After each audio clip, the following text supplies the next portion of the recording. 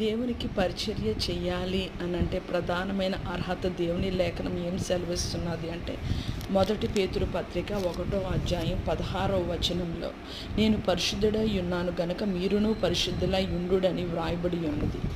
లేవియ కాండం 19వ అధ్యాయం 2వ వచనంలో మీరు పరిశుద్ధులై ఉండవలెను, మీ దేవుడైన యెహోవానగు నేను పరిశుద్ధుడనై ఉన్నాను.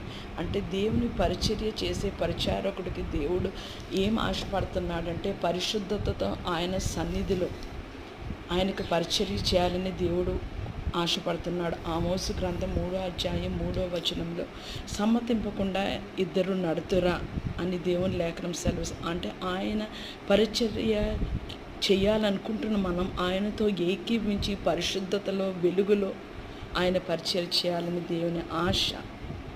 దేవుని కృప మనందరికీ తోడై ఉండును గాక. షాలోమ్.